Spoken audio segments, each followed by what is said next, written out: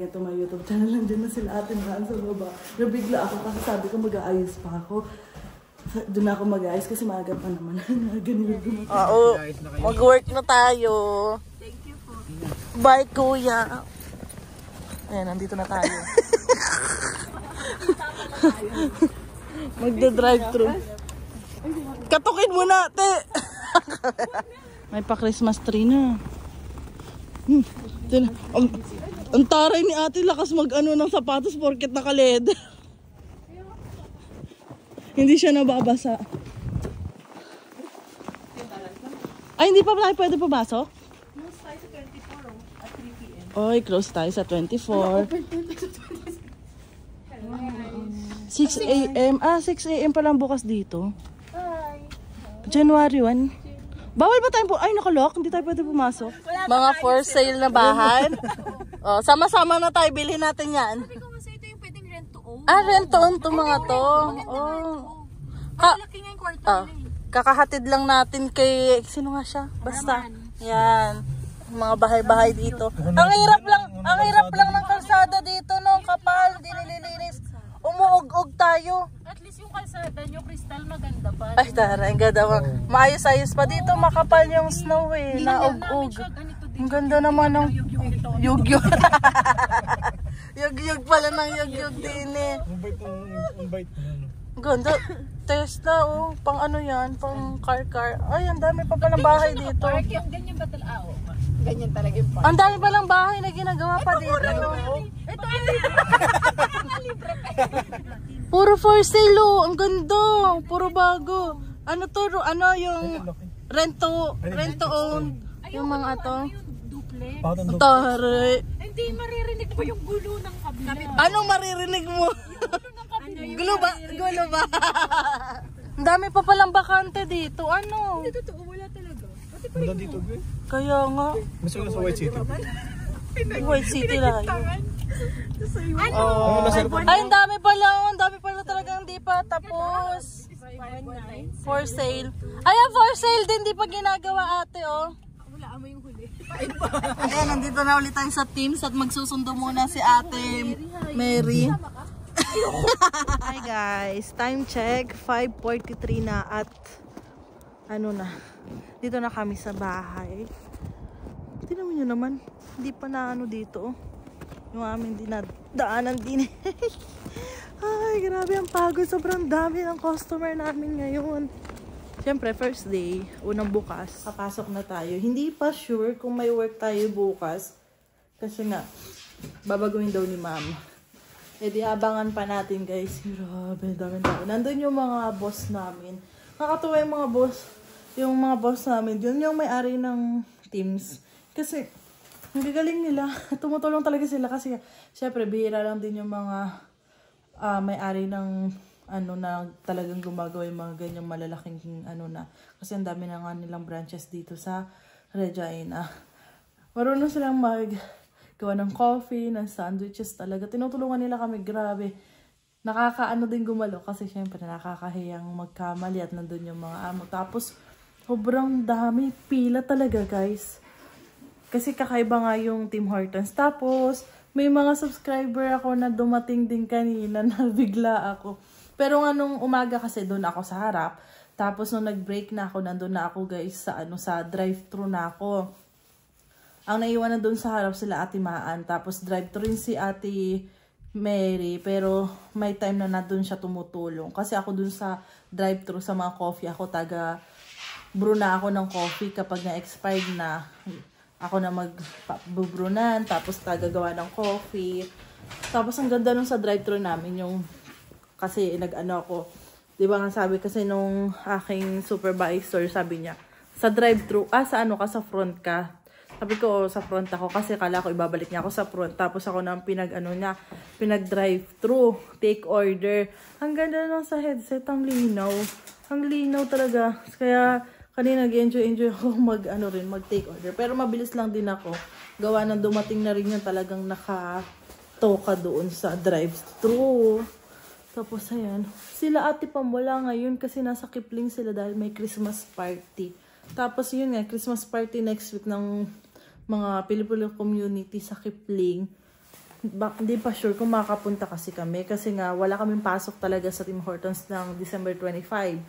So, 2 days yung off namin. Depende pa kung saan ididikit yung isa kong off. Kapag hindi ako makapag-off ng araw na yun, hindi naman. Pwedeng may pasok ako kung sakali. Pagka-out ko sa work, diretso na kaming Kipling kasi hapon pa naman yun. Mga alas 5 pa yung Christmas party. Ang maganda, yung isa kong off, kinabukasan yun. Walang pasok. Kasi lagi ako morning shift talaga ako sa sa work. Ayun, wala kaming tutulugan kasi kakalipat lang ni Marvin. Pero nagugutom na ako. Tapos bumili si Marvin ng milk? Oh, milk.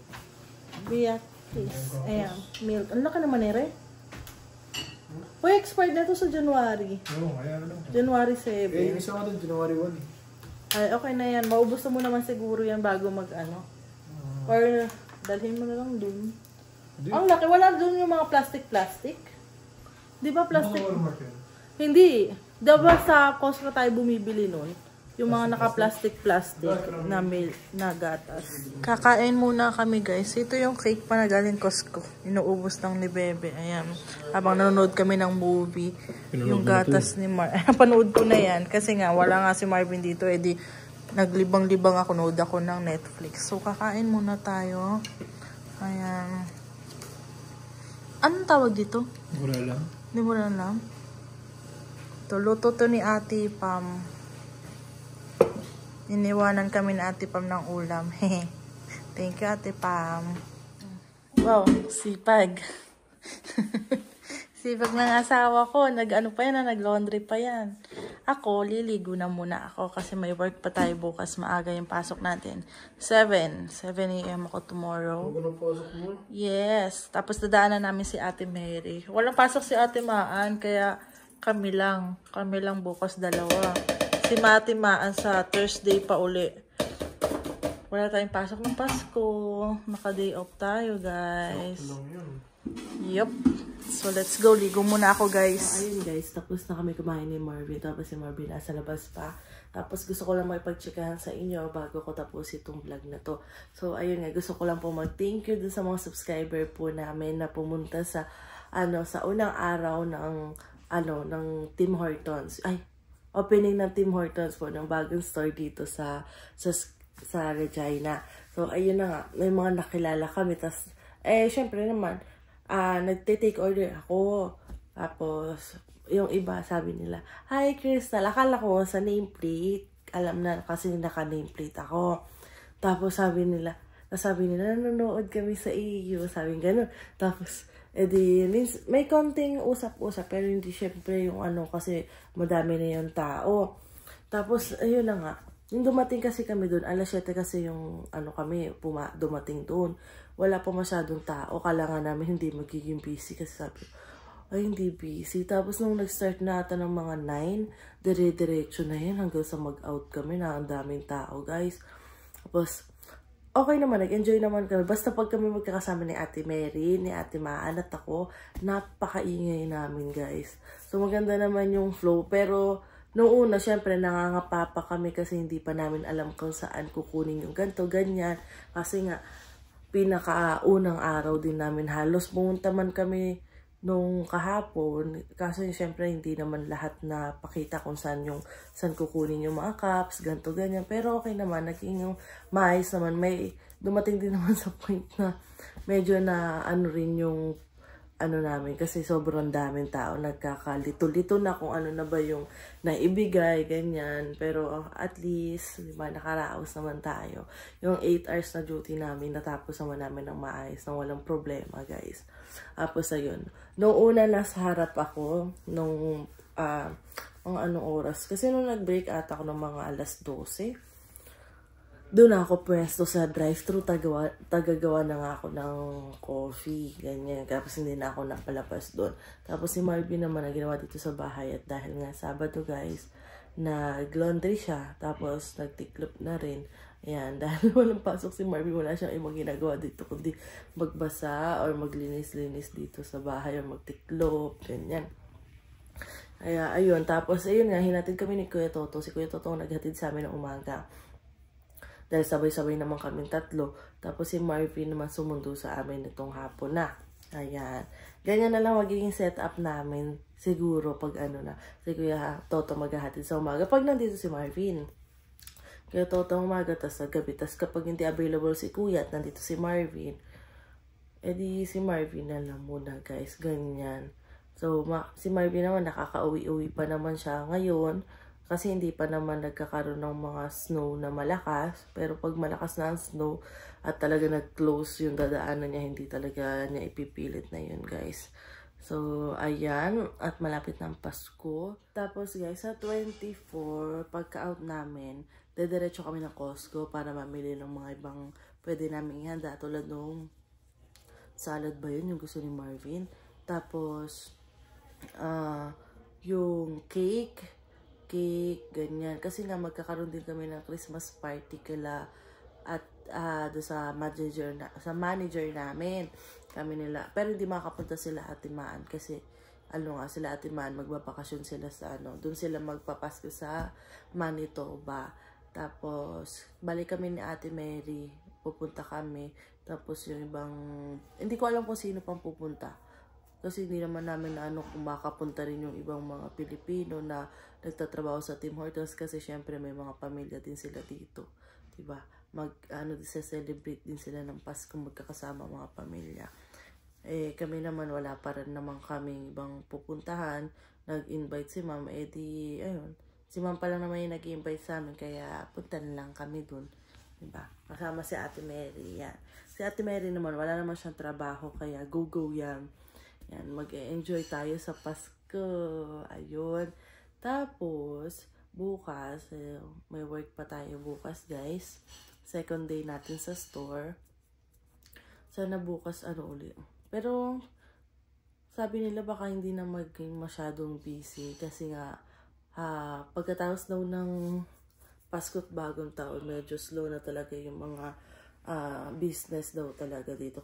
Kasi nung dati sa Toronto, syempre doon nag-i-slow, madami ng tao. Paano pa kaya dito na maliit na province lang nga, ganyan. Pero at least kahit papaano, mayroon pa rin naman tayong pasok, diba? Tingnan na lang natin kung anong mangyayari kung dire-diretso yung pasok natin kahit winter.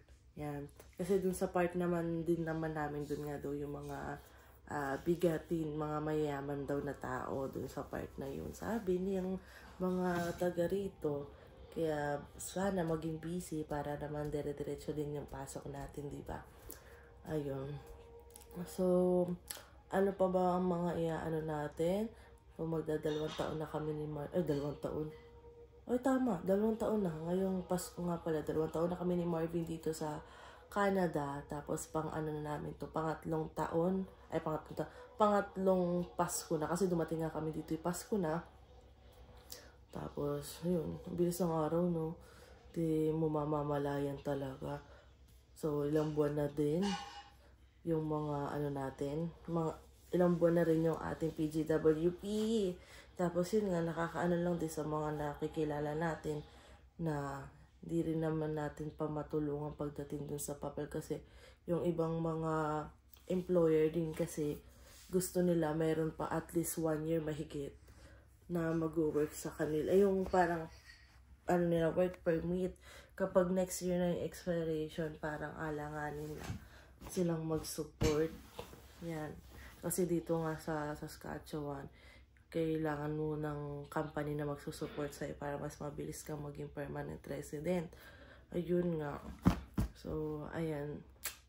Nakakalungkot lang. Parang ang dami naming nakilala na pa-expire na next year. Kaya sana naman maging okay din ang kalabasan ng kanilang Kasi nga, iba-iba. Nasa iba-ibang province din sila yung mga nagme-message sa amin na alanganin na nga yung papers nila. Kailangan na nila yung talaga Lamia, yung may mag-i-sponsor na sa kanila kasi mag-i-expired na nga sila. Kami naman hindi pa naman, wala pa kaming alam kung saan meron nagbibigay ng Lamia dito. Meron daw, pero kailangan mo talagang maghanap, lalo na sa mga small town nga, yung mga kalapit dito na maliliit. Doon kasi kala Marvin, ang alam ko wala. Hindi ata nagbibigay sila yung para mag-i-sponsor sila ng ganyan. Pero may mga nakilala rin kami na naging PR dahil sa Lamia. Galing sila dun sa mga maliliit na town dito. Sa mga fast food. Yun nga, tulad ng mga Tim Hortons dun sa mga small town. Tsaka yung mga farm daw. Yan. Yung mga nag-i-sponsor daw yun. Magtsaga-tsaga nga lang. Hindi pa naman kami nakakapunta-punta pa ni Marvin dun. Dito pa lang ako sa Regina, saka dun sa Kipling. Sa Saskatoon, nagpasyal lang naman kami dun. Si Marvin naman, hindi naman nakakaikot-ikot dun sa Saskatoon. Sa Kipling, parang bahay, work lang talaga siya. Tapos uuwi na dito. Ayun. So, siguro ganito na lang natin tatapusin tong vlog natin, guys. Advance Merry Christmas po sa ating lahat. Sobrang lapit na. Maging masaya sana yung Pasko natin. Don't forget to like and subscribe sa YouTube channel ko. Bye, guys!